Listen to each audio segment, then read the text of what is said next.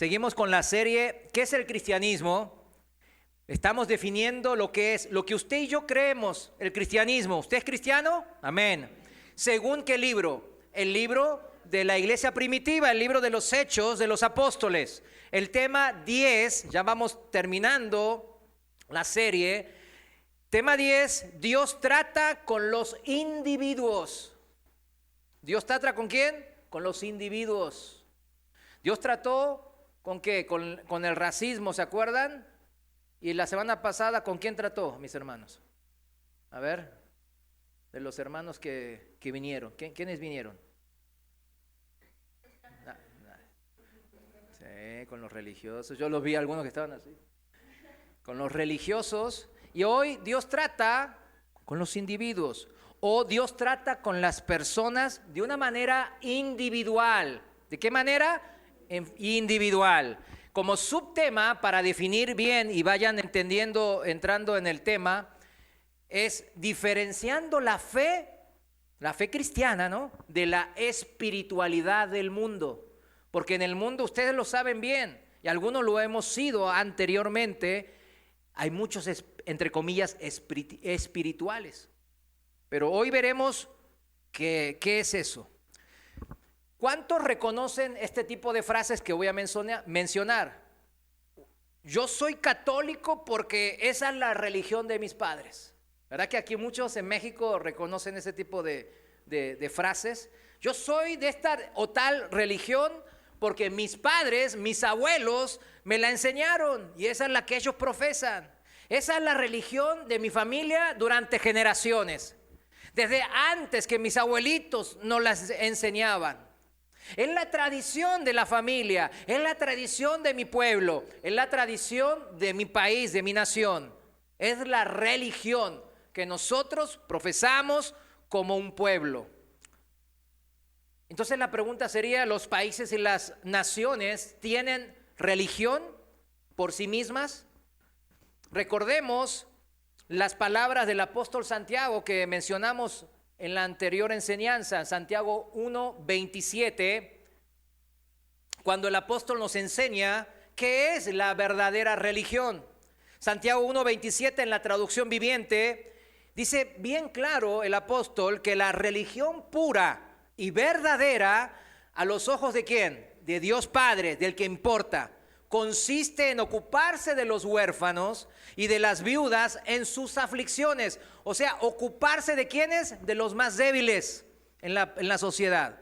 Y no dejar que el mundo te corrompa, dice esta versión. O sea, guardarme de la corrupción ¿de qué? Del mundo. Eso es lo que realmente representa una religión pura y verdadera ante Dios. La religión que dice alguien practicar por tradición, por cultura, por ser parte de la familia, por generaciones, esa religión entonces no es la religión pura y sincera que nos acaba de decir el apóstol Santiago. ¿Qué nos guarda? ¿Qué nos protege de las maldades del mundo? Dios, claro, de que nos corrompan y que nos contaminen con las costumbres de este mundo perverso, donde ¿qué? El poder y el dinero y las cosas de este mundo es lo principal siempre. ¿Qué nos guarda de eso? La religión pura y genuina que el Padre acaba de mencionarnos a través del apóstol Santiago en Santiago 1:27. Fíjense, y no es cuestión de aquí nomás de México o los países de aquí de Occidente. Yo como vengo de Oriente, yo sé que allá también. Muchos dicen, yo soy budista, yo soy confucianista porque me enseñaron eso desde niño. Y está padre, tiene buenos principios, tienes buenos conceptos, te hace ser más buena persona, más buena gente. Yo soy de tal y cual religión porque esa es la que todos ahí en mi barrio, en mi pueblito, pues todos ahí están con eso. Entonces, fíjense, si naciéramos en una nación, en un pueblo donde la religión no es cristiana como principal, que pasa en la gran mayoría de los países. Por ejemplo, si yo nazco en Arabia Saudita, ¿Qué es la probabilidad de que yo sea musulmán? Muy alta, ¿verdad? Casi voy a profesar la religión del Islam. Entonces dicen algunos incrédulos, a gente que no tiene conocimiento de Dios, dicen, no, pues entonces eso es la injusticia de Dios. Qué injusto es Dios, porque ellos entonces, según la Biblia, se van a ir al infierno. Qué injusto es el Señor, que los envía al infierno, porque solamente nacieron en una nación musulmana y por eso ellos son musulmanes. Se me hace una injusticia. Uno puede decir eso ignorando de las Escrituras, pero la Biblia, la poderosa palabra de Dios, tiene la respuesta a esto y lo acabamos de leer. En Santiago 1:27, ¿qué leímos, mis hermanos? Yo se lo voy a repetir en la de Dios habla hoy. Dice, la religión pura y sin mancha delante de Dios el Padre está en esto: ayudar a los huérfanos y a las viudas en sus aflicciones. O sea, tener un corazón humilde, un corazón compasivo, un corazón misericordioso, un corazón amable, un corazón sensible a las necesidades de los otros y no solamente a lo que yo necesito. ¿Se da cuenta? Dios quiere que pasemos de que yo necesito, yo requiero, yo necesito, a ¿qué necesita? ¿Qué necesita? ¿Qué necesita? Ese es el cristiano. El cristiano no es yo necesito. Al principio sí, porque volvemos, cuando uno es bebé cristiano, bebé espiritualmente hablando, pues necesita muchas cosas, ¿verdad? Es lo mismo. Entonces necesita la palabra, necesita orar, necesita crecer en la palabra, la leche espiritual más preciosa, como dice Pedro, y ir madurando en la fe. Pero después, cuando uno va madurando en la fe, ¿qué hace? Empieza a ver necesidades, espiritualmente hablando, primeramente, ¿no? Y eso parte de las necesidades básicas. Por eso habla de los huérfanos que no tienen padres terrenales. Hacerles conocer al Padre Celestial, que ellos también tienen. Poder gozar igual del mismo gozo que yo tengo de mi Padre espiritual, de esta relación con mi Padre Celestial. De las viudas que han perdido a seres queridos importantes en su vida. Decirles, ¿has perdido eso? No, la vida esta es temporal. La vida permanece para siempre. Y Dios la da para el disfrute de nosotros. Para ello, mis hermanos, hay que guardar no la religión, sino mi corazón, mis hermanos. La Biblia dice bien claro. Muchos dicen, no, hay que guardar la religión, hay que ser buenos, budistas allá, católicos acá, musulmanes por allá, ¿verdad? Pero la Biblia nos dice, guarda tu corazón. Es tu corazón el que va a dirigir en dónde vas a poner tus prioridades. No guardes la religión, sino guarda, ¿qué cosa? El corazón. Mi propio corazón individualmente. Yo tengo que protegerlo, mis hermanos. La misma Biblia nos dice, no lo busquen, en Proverbios 23:7, para el que anota, dice, porque ¿cuál es su pensamiento en su corazón? Tal es él. Esa persona va a ser como es lo que está pensando en su corazón. Aquí muchas gentes, pues nosotros somos cristianos, entonces pensamos todo en base al pensamiento de Dios, la Biblia. Pero muchas veces nuestro corazón nos engaña y nos hace tropezar, desviarnos de la palabra de Dios. Y por eso la Biblia siempre nos dice, cuidado, cuidado, guarda tu corazón, porque del pensamiento que está en tu corazón, tal persona así serás. Proverbio 23:7. El mismo Señor Jesús nos lo confirma esto en Mateo 15. Ahora sí vayamos a Mateo 15, versículos 19 y 20. En la Reina Valera actualizada. Mateo 15, 19 dice, porque del corazón, ¿de dónde? Del corazón, de mi corazón, salen los malos pensamientos, los homicidios, los adulterios, las inmoralidades sexuales, los robos, los falsos testimonios, las mentiras y las blasfemias. Estas cosas son las que contaminan al hombre. Por eso el Señor nos está diciendo todo el tiempo, guarda tu corazón. No guardes una religión, guarda tu corazón. Y el mundo, mis hermanos, está tristemente lleno de estos religiosos. Y están bien contaminados. Incluso muchos de estos religiosos contaminados van a las iglesias, sirven en las iglesias y hasta liderean en las iglesias. ¿Qué enseñan este tipo de religiosos? Tradiciones de hombres y no de Dios, que no cambian el corazón de las personas. No hay una transformación de las personas, porque no los llevan a Cristo, sino los llevan a que se sientan bien, que se escuche bonito. Ay, Señor, yo quería esto, yo quería mis vacaciones, pues no me alcanza. Endeúdate y haz esto y lo otro. No, pero pues haz una tranza aquí, pídele al proveedor más dinero, alguna ayudita, dile.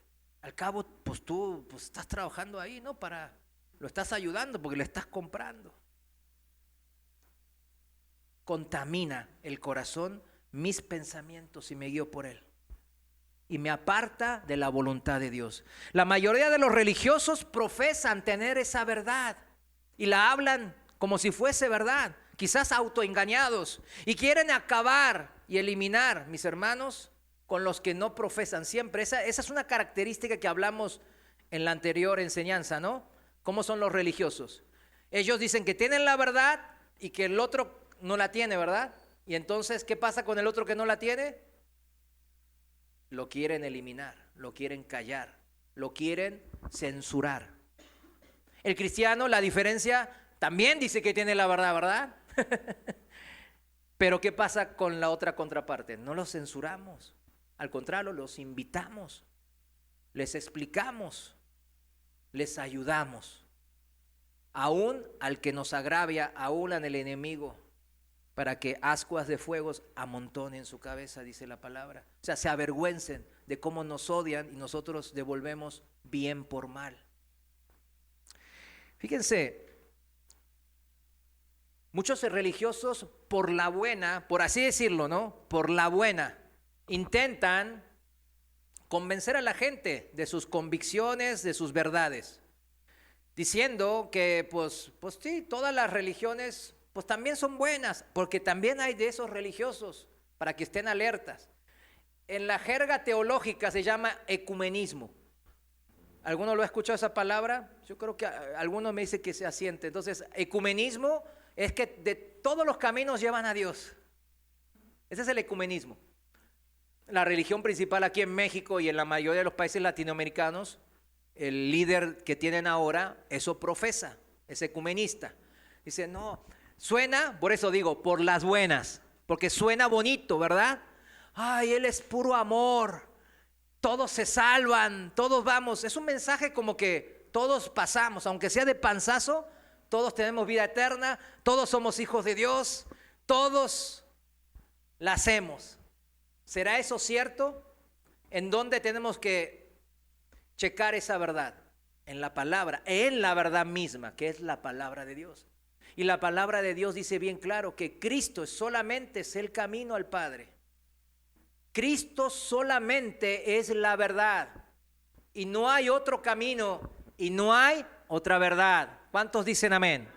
Lo cierto es que la cultura del mundo se ha permeado en estos religiosos. Y esta cultura del mundo se interesa más por qué cosa. Por las cosas que pueden pasar en el planeta. Por ejemplo, la contaminación del planeta, ¿verdad? ¿Cuántos escuchan que ahora todo tiene que ver con eso? Por eso sacan los carros eléctricos, ¿no?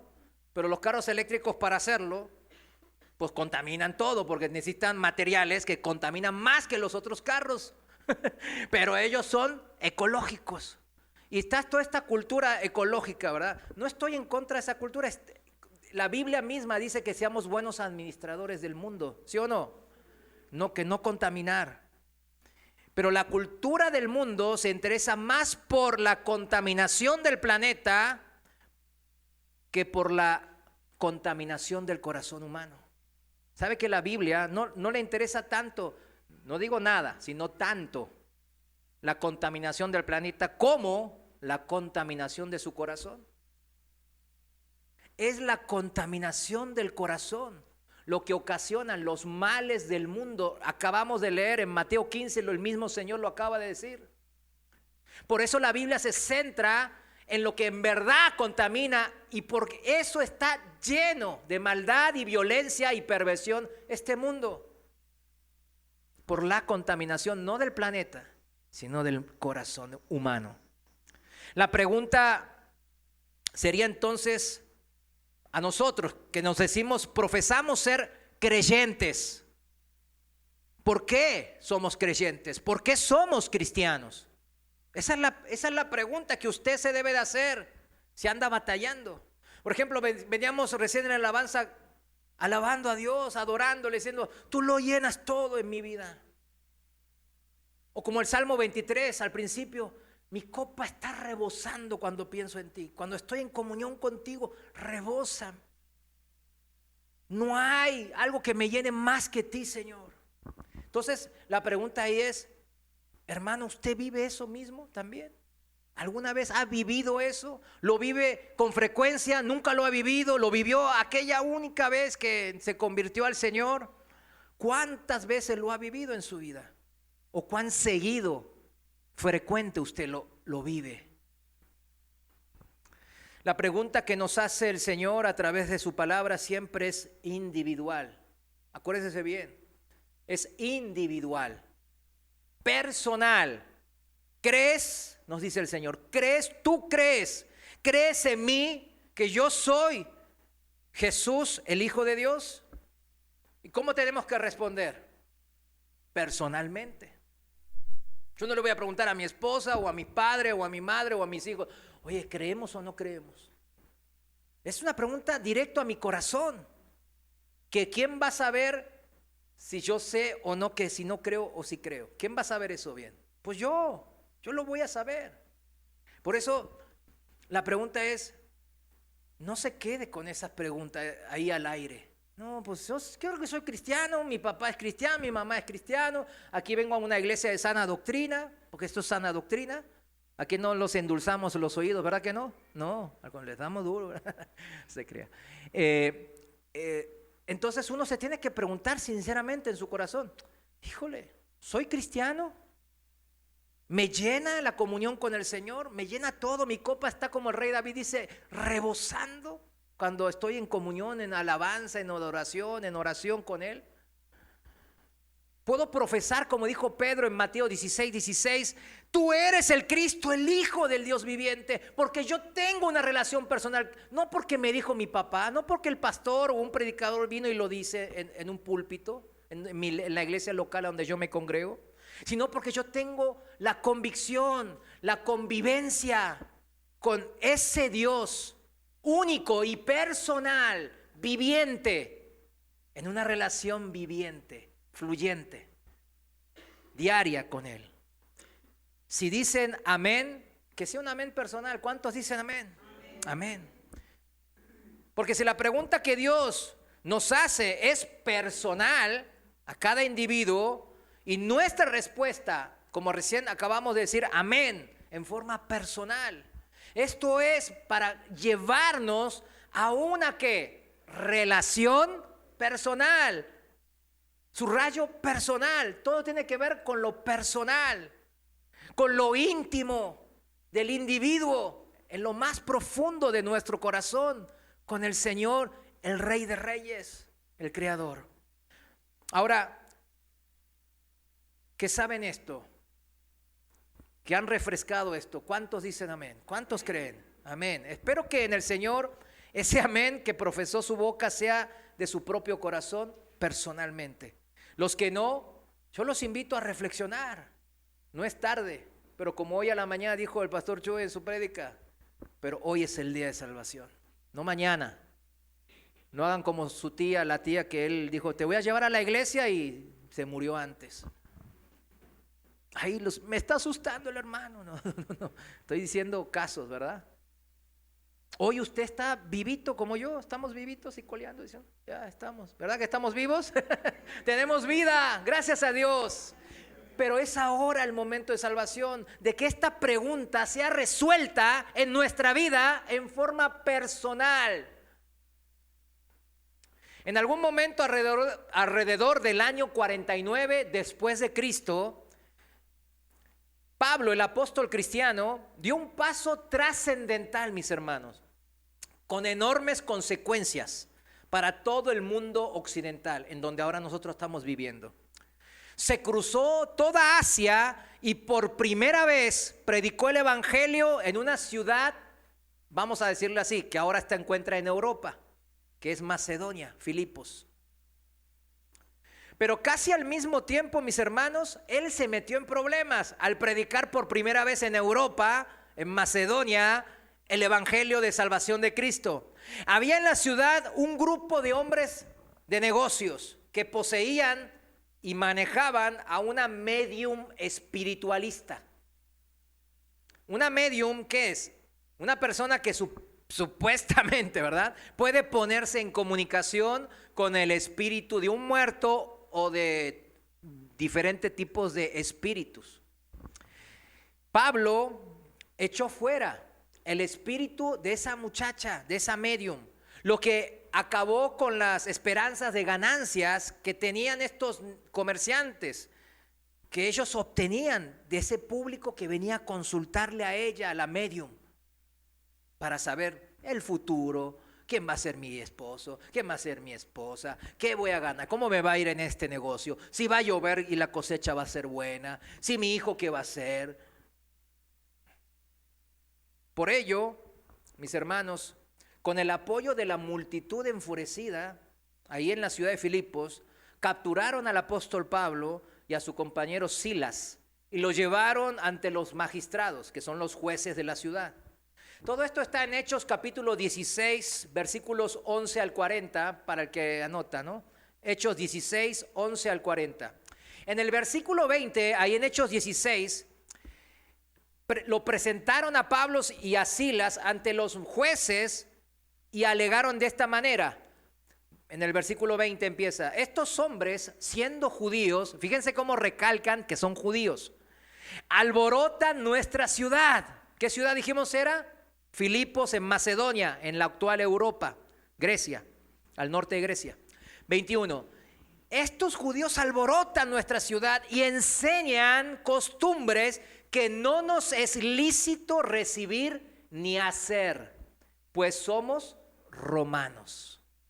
Ahí está.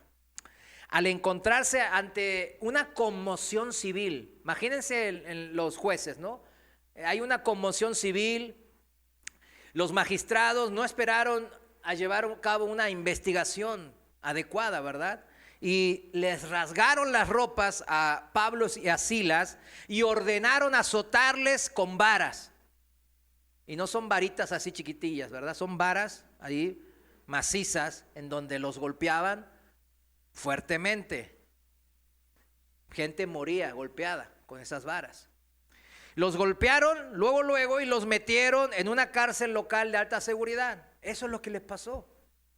Ahora bien, es obvio que la pérdida de los ingresos, ¿no?, de estos comerciantes bastó para que se opusieran a Pablo y a Silas, ¿verdad? Ellos vieron, híjole, me sacaron el negocio, el business, y ellos se enojaron. Pero ahora es difícil un poco explicarse la furia de esa multitud también. ¿Se dan cuenta? Porque no fueron solo los comerciantes. Fue una turba, una gran multitud que todos se pusieron a una y se enojaron contra Pablo y Silas. Ya que fíjense, en otras circunstancias no necesariamente les habría preocupado a esa multitud que estos ricos comerciantes pues perdieran cierto ingreso, ¿verdad? Eso no les preocuparía a esa multitud. Pues si son ricos ya, ¿qué tiene que pierdan un poco de...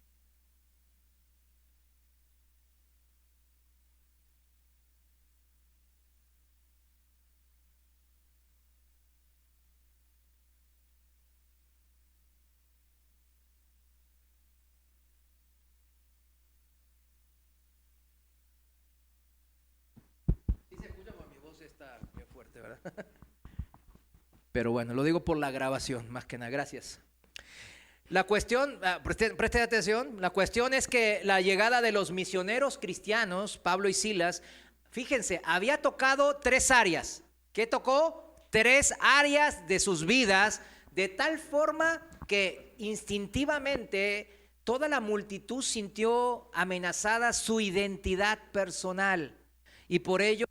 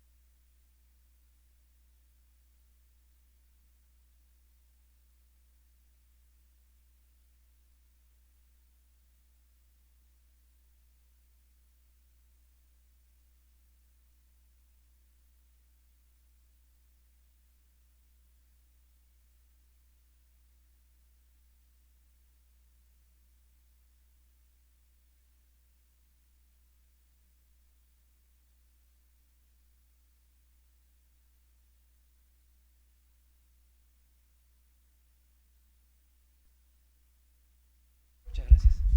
Ahí va. Muchas gracias. Entonces, no, esta suena más así, más de auditorio. Entonces, pierde también la identidad.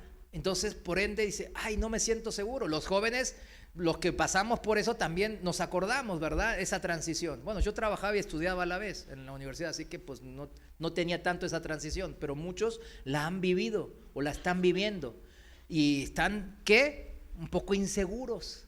¿Por qué? Porque no sabe lo que va a venir. ¿Sí o no? Y es lo mismo en todos los aspectos de la vida que uno pone como prioridad. Cuando mi identidad como persona, yo era ama de casa y ahora mi esposo perdió el trabajo y tengo que ponerme a trabajar. Mi identidad de ama de casa está en peligro y ahora tengo que ponerme a trabajar afuera en la casa. Entonces pierdo la seguridad. ¿Sí entiende? Es esta manera y nos pasa a lo largo de la vida recurrentemente. Pero veamos estas 3 áreas que los de Filipos, esa multitud se sintió amenazada y por eso agredió, enfurecida a estos misioneros cristianos.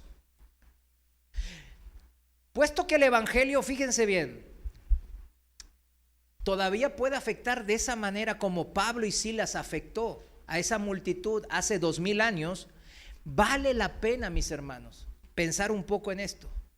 De las 3 áreas, en primer lugar, tenemos la cultura nacionalista o la cultura nacional, ¿verdad? De cada nación, de cada país o de cada región. La ciudad de Filipos, en Macedonia, era una colonia romana en aquellos tiempos. Antes, 300 años antes, era el gran centro del gran imperio de Alejandro Magno, ¿verdad? De todo el imperio helenístico que empezaba hace 300 años, pero después Roma los conquistó y pasó a ser una colonia del imperio romano, con una organización gubernamental que seguía el mismo modelo de Roma. Sus ciudadanos, todos los que vivían en Macedonia, eran europeos, también eran ciudadanos de Roma y estaban muy orgullosos de ser romanos. Vestían como romanos, tenían los dioses paganos de los romanos, habían adoptado todo eso, la transición, y a menudo hablaban más en Filipos en latín que en griego. Siempre Macedonia fue la región paria, ¿verdad? La que todos los países o ciudades-estados de Grecia, como Atenas o Esparta, les hacían el feo, ¿verdad? Siempre fue así.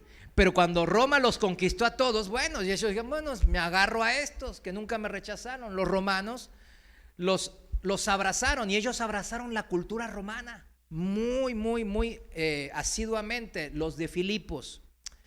Y aquellos misioneros, Pablo y Silas, fíjense, no solo eran asiáticos, no eran europeos, eran asiáticos, venían de Asia y aparte eran judíos, de un pueblito pequeño y rebeldoso que ahí andaba en Asia. La sola idea de que unos judíos asiáticos pudieran imaginarse que podían enseñar algo a ciudadanos romanos de Filipos, pues se consideraba un gran insulto para la superioridad cultural occidental. ¿Sí lo entiende?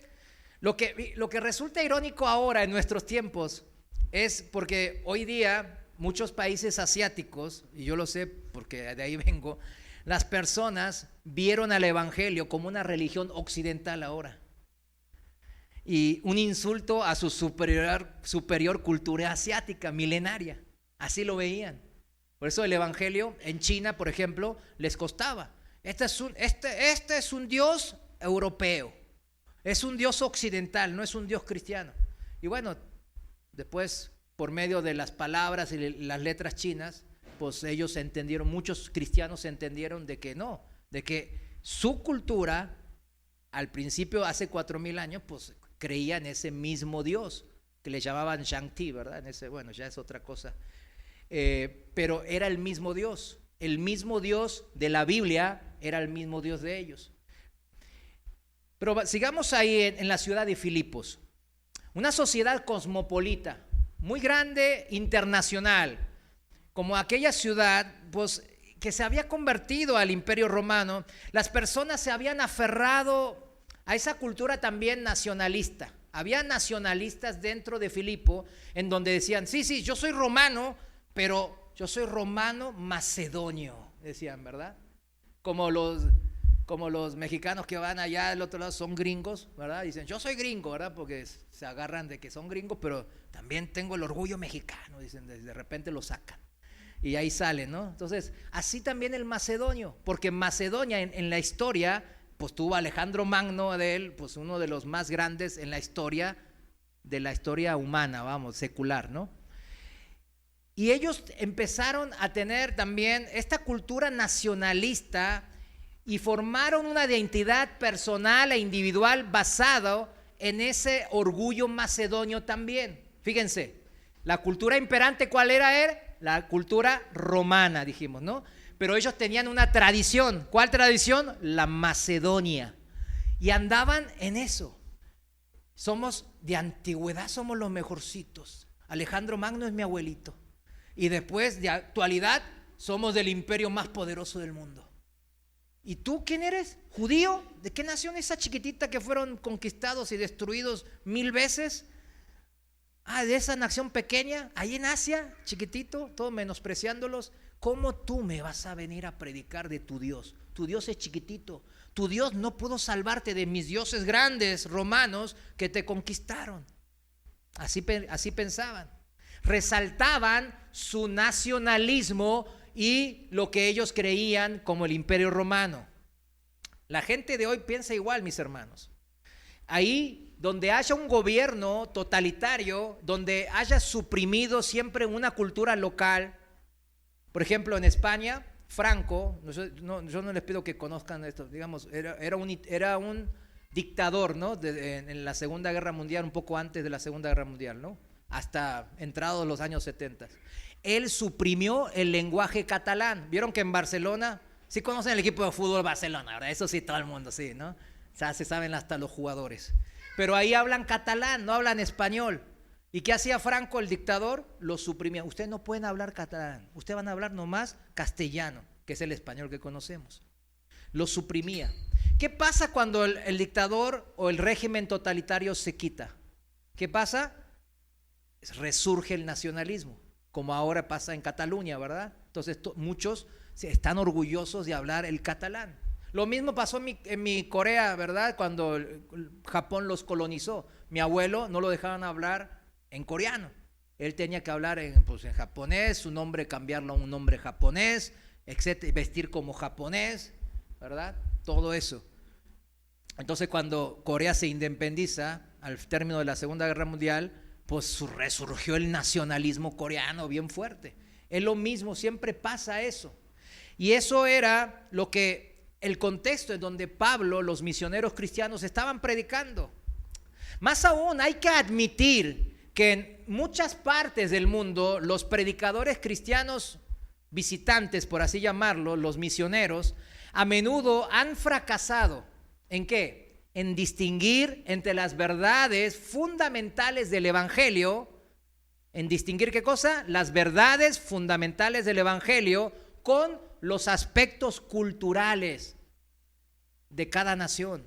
Llámese por la cultura en general, la música, la arquitectura, la forma de vestir, la presentación, etcétera, que traen de sus países de origen. O sea, el evangelista americano o inglés iba a Asia y ellos muchas veces se llevaban no solo la palabra de Dios, el evangelio, ¿no? El fundamento, ¿no? Que es la palabra de Dios. También querían evangelizarlos en su cultura.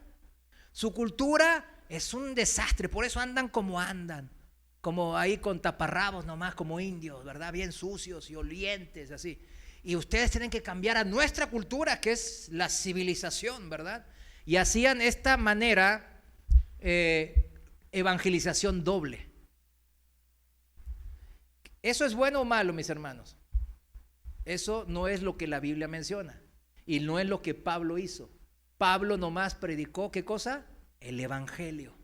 Él no quiso meterle la cultura judaizante, al contrario, iba y cuando encontraba judíos en las muchas ciudades que él había ido a evangelizar, él les decía a ellos que no es la cultura, sino es la palabra, la persona de Jesucristo la que los salvaba. Y el predicador de ahora, el misionero, lo ha complicado así el evangelio, poniendo a todos los pueblos a donde iban. Por ejemplo, a México venían y ¿qué hicieron con los indígenas hace 500 años? Los evangelizaron en las dos maneras. Primero, aquí está Cristo, pero si no te conviertes te mato. Y aparte tu cultura es muy baja, necesitas ponerte a mi nivel. Vístete así como yo, haz esto, haz lo otro. ¿Sí me entiende? Entonces, hacían la doble evangelización, que es el gran error de muchos evangelistas. Eso el Señor no lo ha pedido.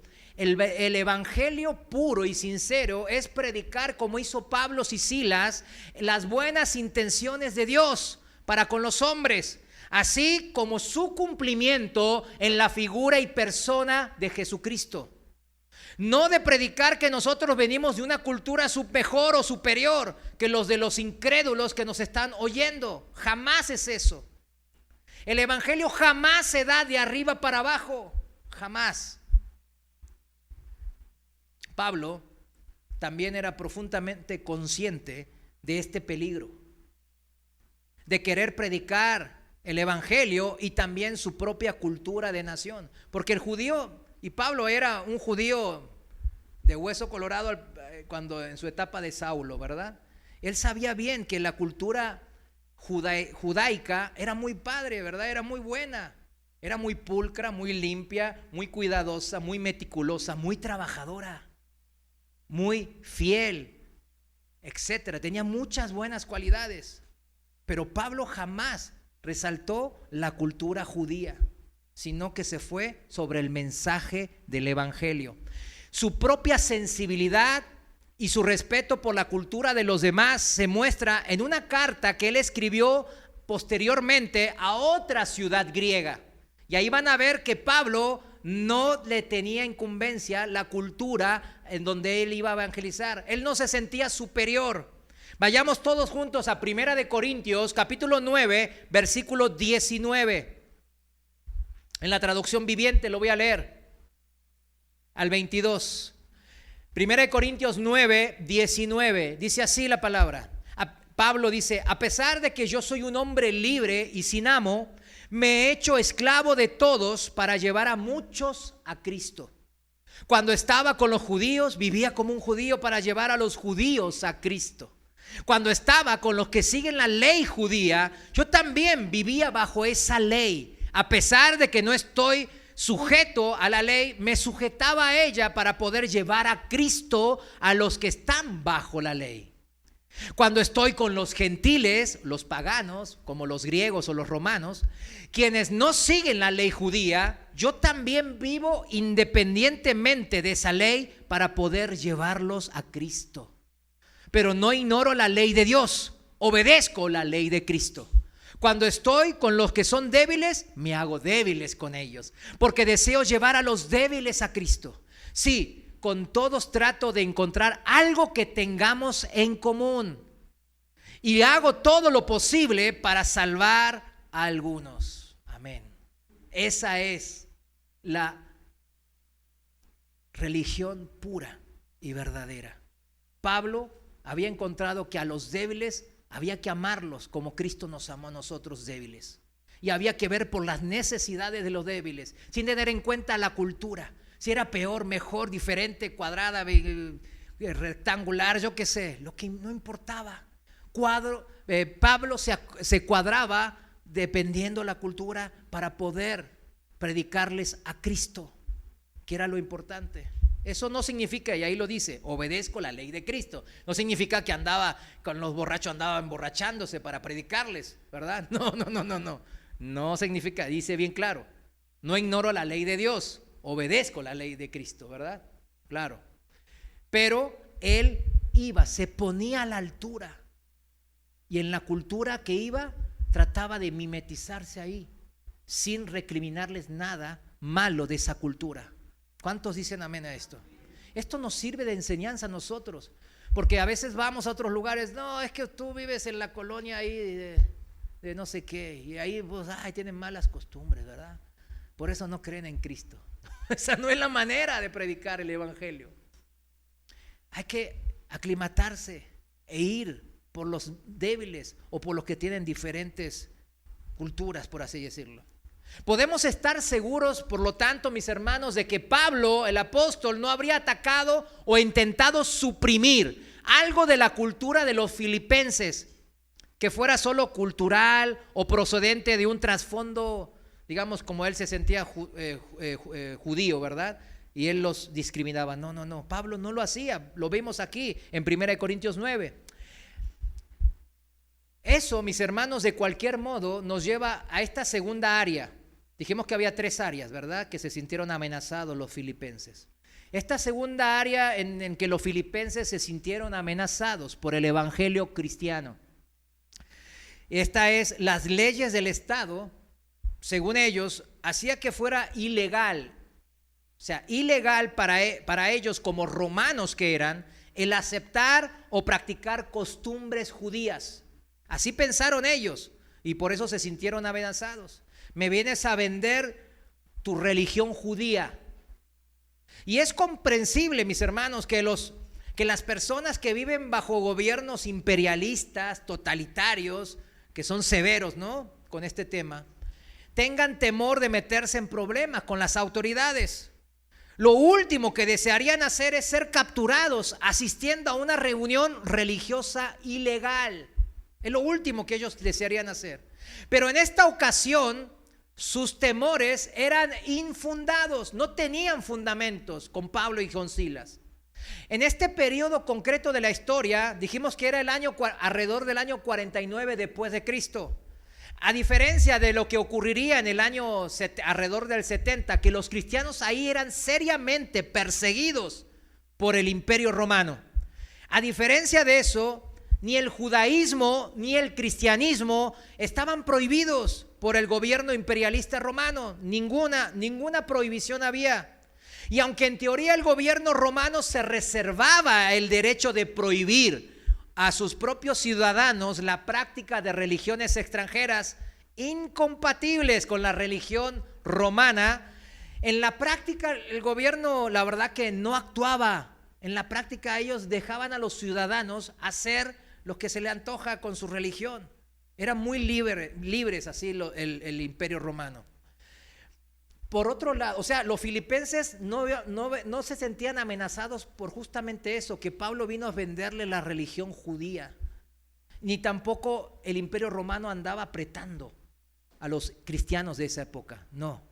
Por otro lado, lo que era totalmente ilegal, ahora sí, esto sí era totalmente ilegal, y de eso pues se cuidaba mucho el gobierno imperial central, ¿no? Ahí en Roma, era que un magistrado, alguien de poder, un juez, golpeara a un ciudadano romano públicamente. Eso era lo peor, el peor error que un magistrado podría haber hecho. El peor, porque le quitaban todos los galones y lo mandaban al magistrado a la cárcel. Lo enviaban a él mismo a sufrir lo que él hizo públicamente a ese ciudadano romano. Y Pablo, ustedes saben que Pablo, el misionero cristiano, ¿era qué? Era judío, claro, pero también tenía ¿qué? Ciudadanía romana, lo mismo que cualquier otro de los ciudadanos que estaban ahí en Filipos. Eso sí fue ilegal. Si bien la multitud enfurecida no lo sabía, no sabía que era romano, pues aparentaba judío, claro. Los magistrados sí debían haber checado. Ellos eran capaces y debían de hacerlo. Era su obligación de averiguar si esa persona era ciudadano romano o no. Pero esta no sería la última vez que algún magistrado, juez o alguien de poder pues contrariara la propia constitución y la ley romana, ¿verdad? No, pues lo han hecho en toda la historia de la humanidad. No obstante, mis hermanos, eso hace que la apelación de los filipenses a la ley, que dicen, no, estos judíos vinieron a vendernos su religión judía y eso es ilegal porque nosotros somos romanos. Dijeron eso, ¿verdad? Eso, entonces, es poco convincente en todo lo que acabo de explicarle, ¿verdad? El trasfondo, ¿verdad? Era más que nada que una excusa. No era en verdad una cuestión de ley. Recuerden bien, lo que nos lleva a la tercera área, tercera amenaza, y quizás más importante, mis hermanos. La tercera razón por la que los filipenses pensaban que el evangelio cristiano suponía una amenaza para su seguridad personal.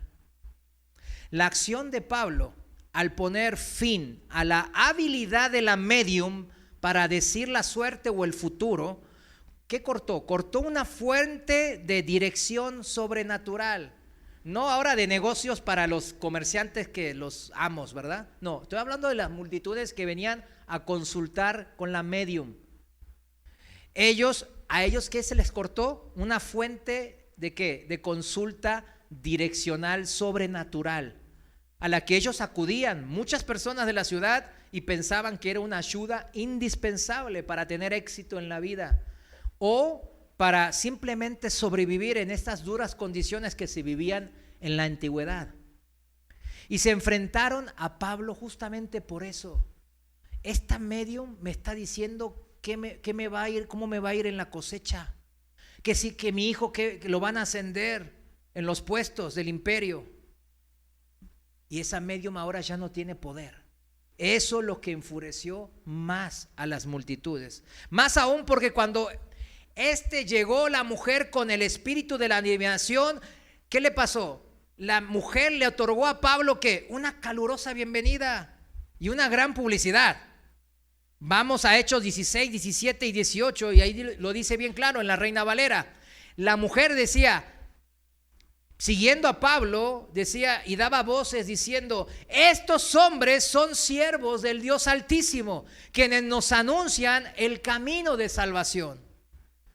Y esto lo hacía por muchos días. O sea, imagínense, estaba la muchacha con espíritu de adivinación persiguiendo a los apóstoles y diciendo, ellos son los que hablan el evangelio, los siervos del verdadero Dios Altísimo y anuncian el camino de la salvación.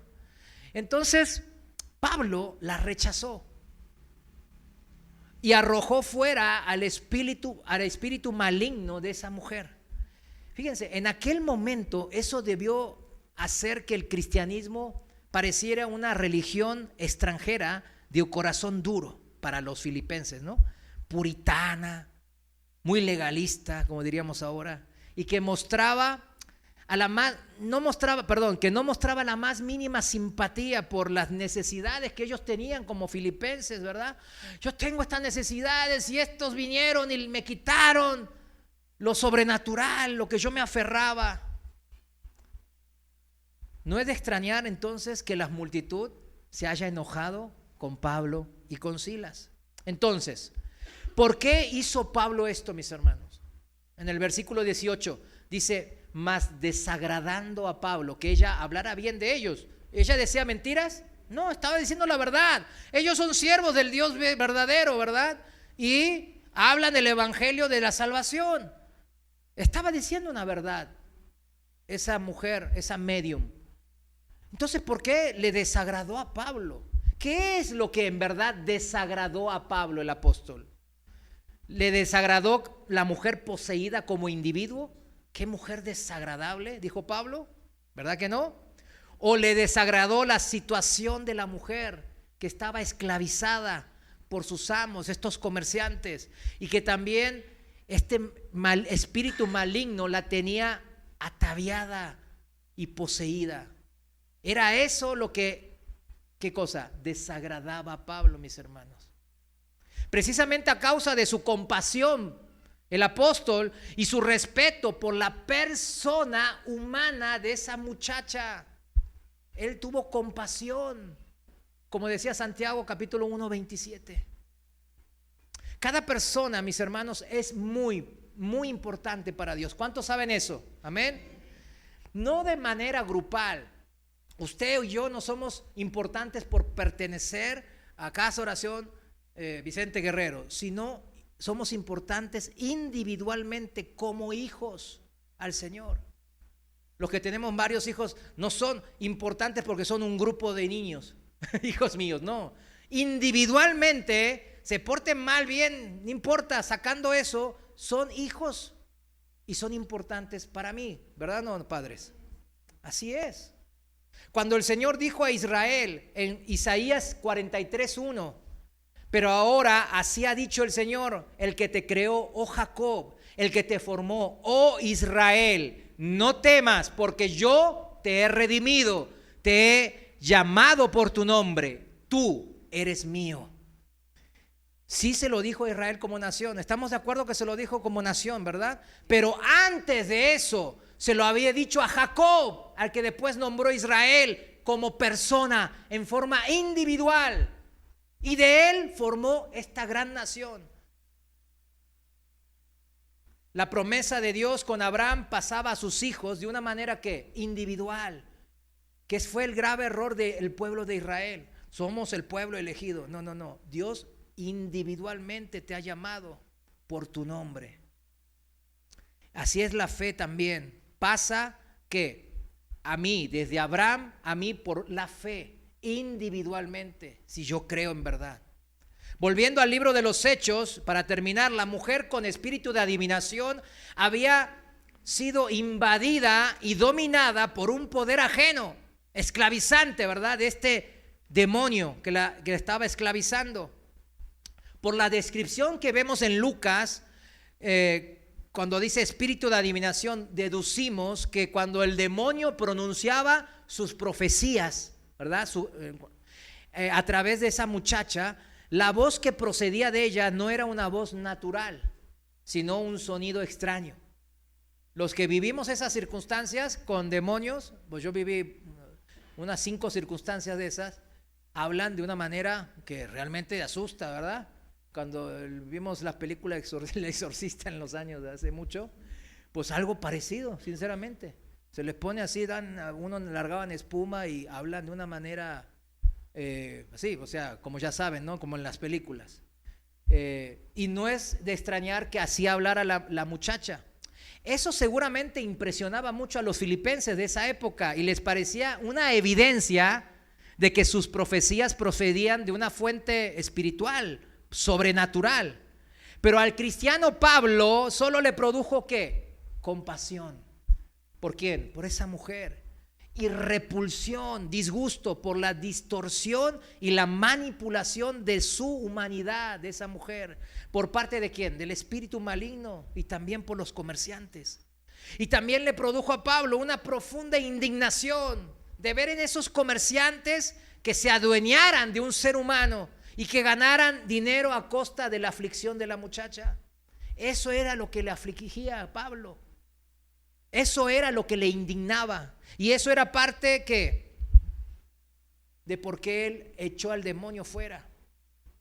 Pero en la cultura de los filipenses no.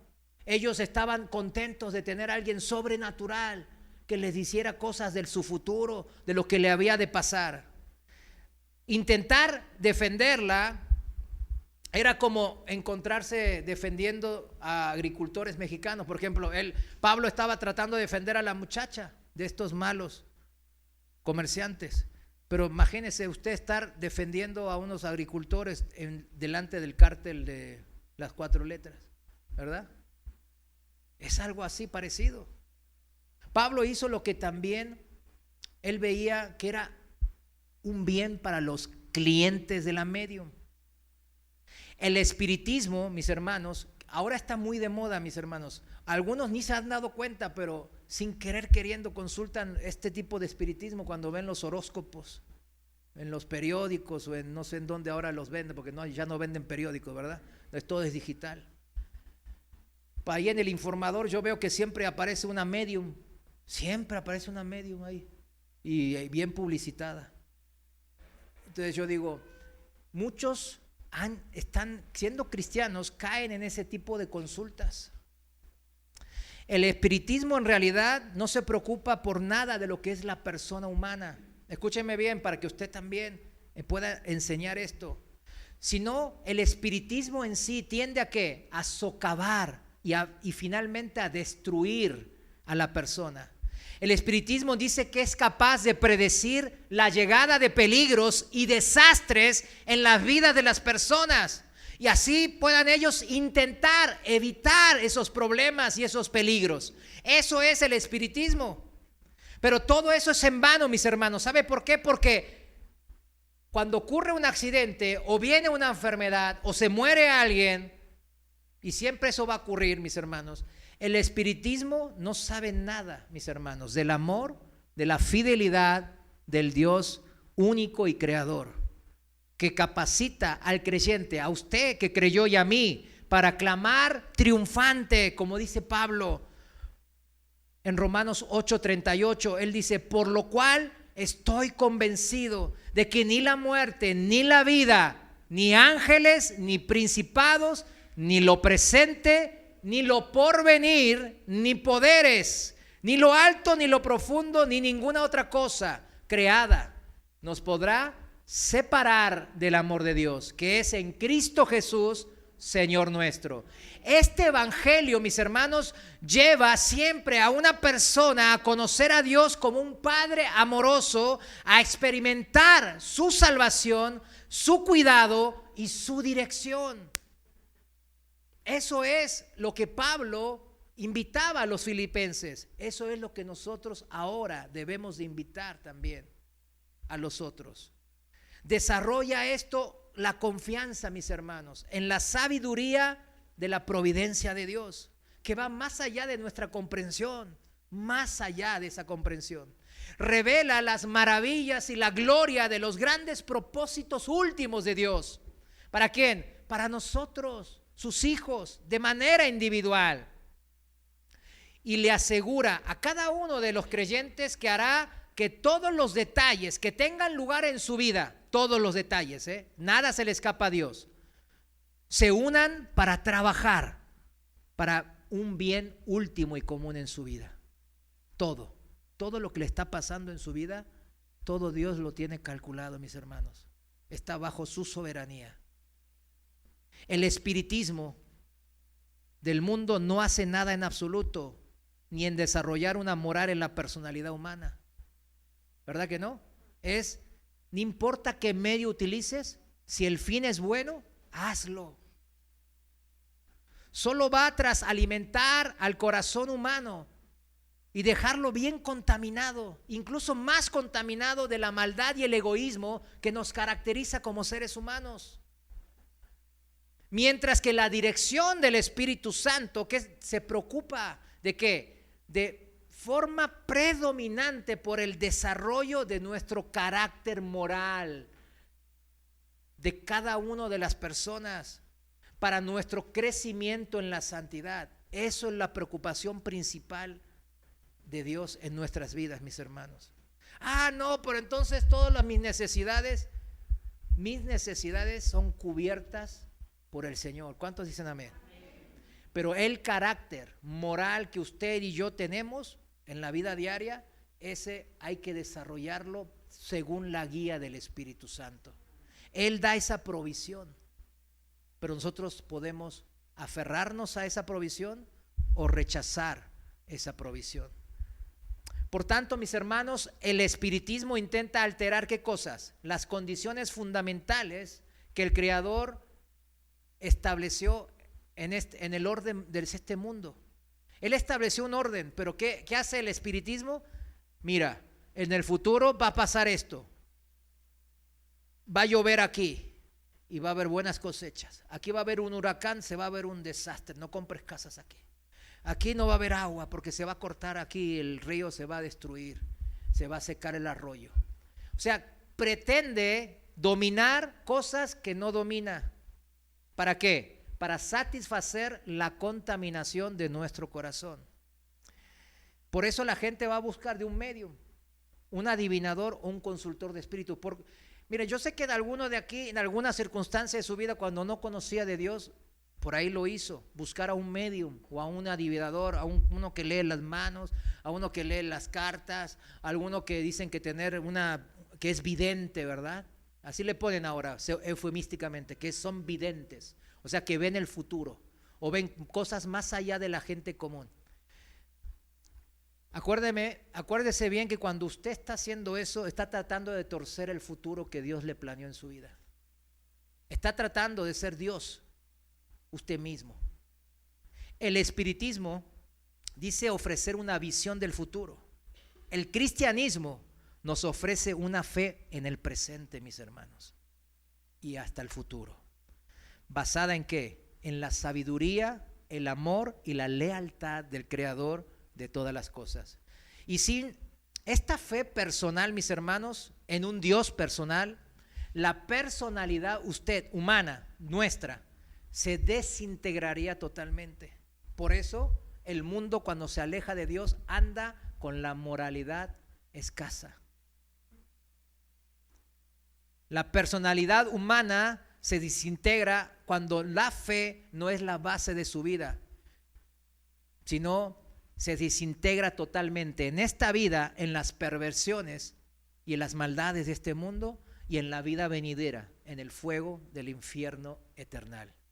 Entonces, puesto que la fe en Dios a través de Cristo es tan absolutamente indispensable para la vida de todo ser humano, es necesario entonces siempre, y el libro de los Hechos nos está ahora recalcando eso, es importante y necesario diferenciar, discernir la verdadera fe, la verdadera religión pura del espiritismo pagano, de la superstición religiosa del mundo. Diferenciar el ejercicio espiritual genuino que se acerca a lo que es el evangelio cristiano, lo que quiere decir de la fe, ¿de qué cosa? De las creencias espirituales del mundo que se han metido muy profundamente en la iglesia actual, mis hermanos. Y en efecto, es el énfasis de una de las últimas historias, y con esto cerramos, de las últimas historias que Lucas recoge en esta sección del libro de los Hechos. Porque en esta iglesia de ahora, moderna, está muy contaminada de eso. Después de Filipos, Pablo pasó a Asia, a la ciudad de Éfesos. Vayamos al libro de Hechos, capítulo 19, versículo 1 al 7. No lo voy a leer ahora, léalo, pero se lo explico. Ahí se encontró con algunos hombres. Pablo se encontró con algunos hombres que decían ser discípulos del profeta Juan el Bautista, el que fue heraldo de Jesús. ¿Sí se acuerda de él? Bueno, aquellos hombres no eran paganos, ¿verdad? ¿Eran discípulos de quién? De Juan el Bautista. Pero según ellos mismos confesaron, no habían recibido el Espíritu Santo. Escúcheme bien, esto es importante para cerrar el mensaje. ¿Esos hombres eran paganos? No.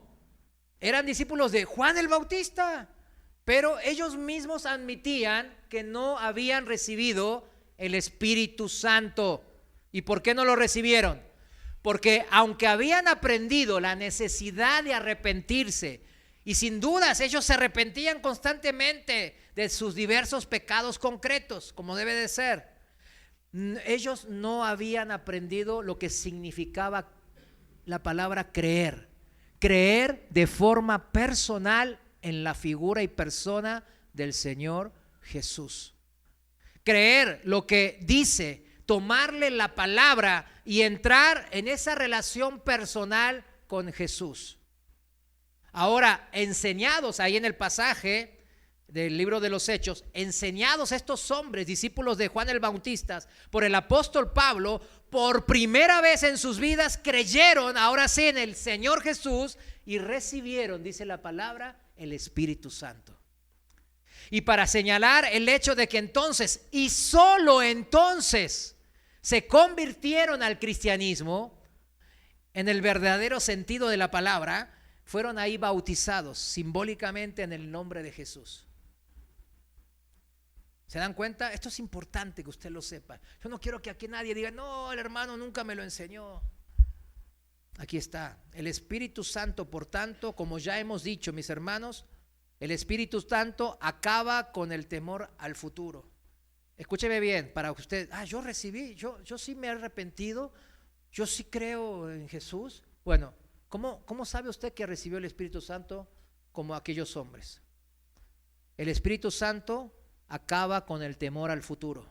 ¿Con qué acaba? Con el temor al futuro. No es necesario ir a un vidente, a un medium, a un especialista de qué, un psicólogo de no sé qué.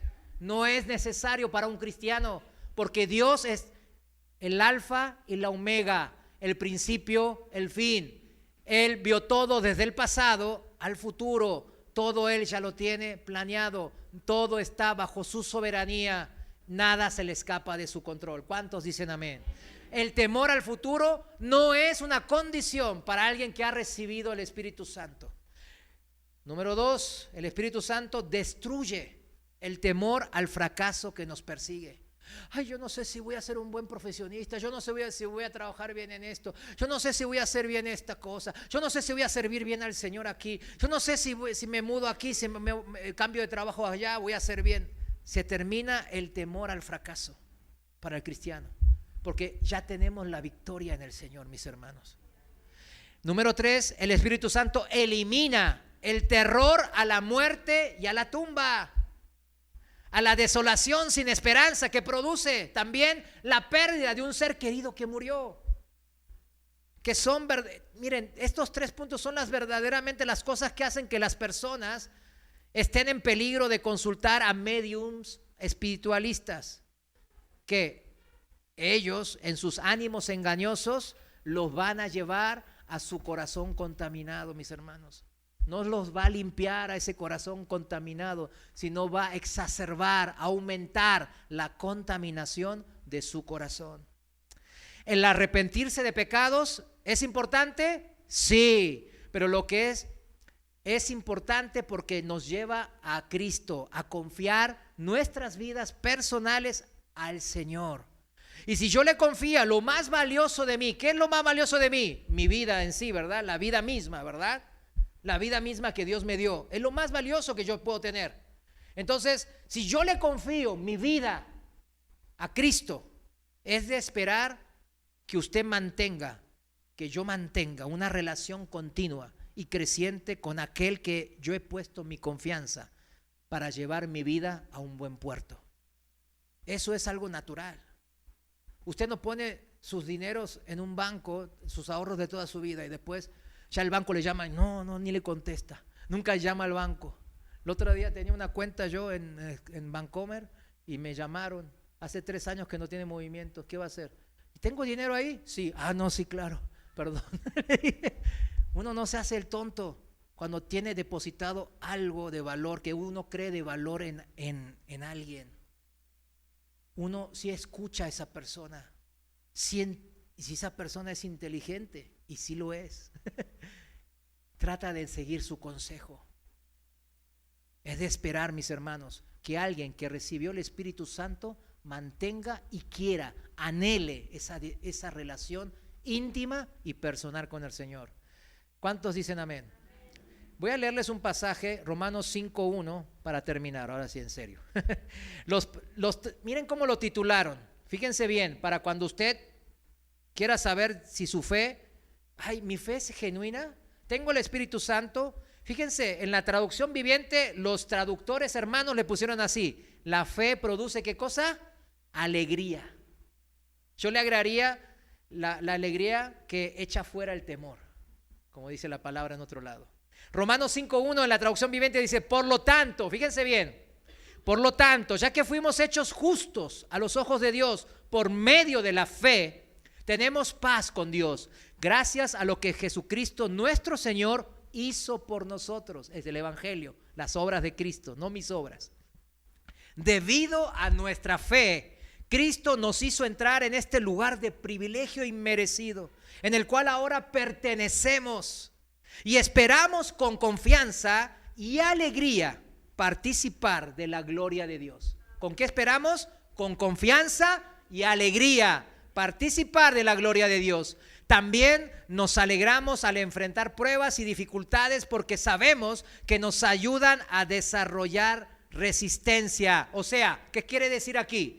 Que esta paz y alegría no es circunstancial, no desaparece, no se disipa por las circunstancias que me van enfrentando en mi vida. Al contrario, dice la palabra que eso acrecienta, aumenta que mi fe y por ende mi gozo y mi paz en el Señor. Versículo 4, y la resistencia desarrolla firmeza de carácter y el carácter fortalece nuestra esperanza segura de salvación.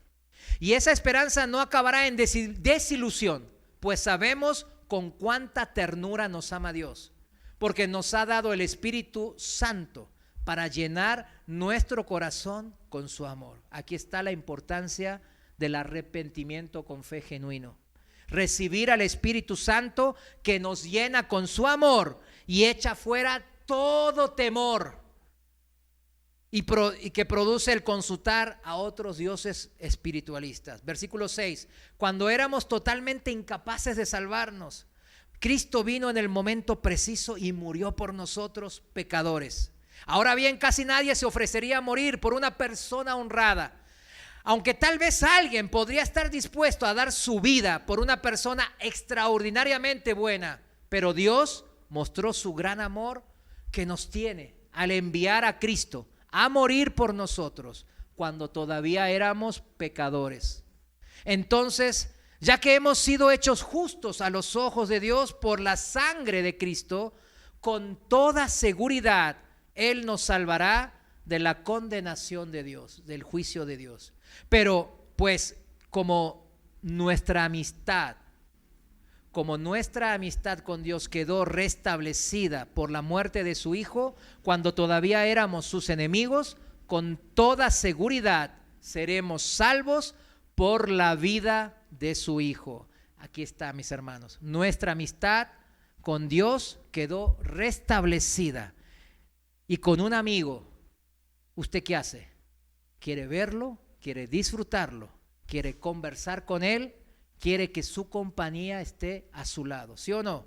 Con un verdadero amigo. Cerramos. Versículo 11. Así que ahora podemos alegrarnos. Ahí está la evidencia del Espíritu Santo. Podemos alegrarnos de nuestra nueva y maravillosa relación con Dios gracias a nuestro Señor Jesucristo, que nos hizo amigos de Dios. Amén. Póngase de pie. Señor, gracias te damos, porque hay paz y hay gozo en nuestras vidas, porque tu Santo Espíritu derramó en nosotros tu amor inagotable. Nos hizo entender de esta amistad que tú quieres con nosotros de manera personal y que hemos encontrado en el Evangelio, mi Dios. Por eso podemos decir como el rey David: mi copa está rebosando, mi copa rebosa de alegría. Tengo gozo y paz, Señor, porque tú me amaste primero y lo demostraste, Señor. En eso he creído, Señor. Estoy feliz de mi amistad contigo, mi Dios. Estoy feliz. Y esta alegría, ninguna circunstancia, ni enfermedad, ni demonios, ni lo alto, ni lo profundo, ni la vida, ni la muerte, nada me va a separar de esta amistad contigo, Señor. Y en eso hay alegría. Rebosa mi alegría, Señor. Gracias, Señor, por esta alegría que podemos compartir entre hermanos. Gracias, Señor, por esta fe que tú eres autor y consumador. Te damos gracias en el nombre de nuestro Señor y Salvador Jesucristo. Amén. Amén. Fuerte aplauso al Señor. Gloria a Dios.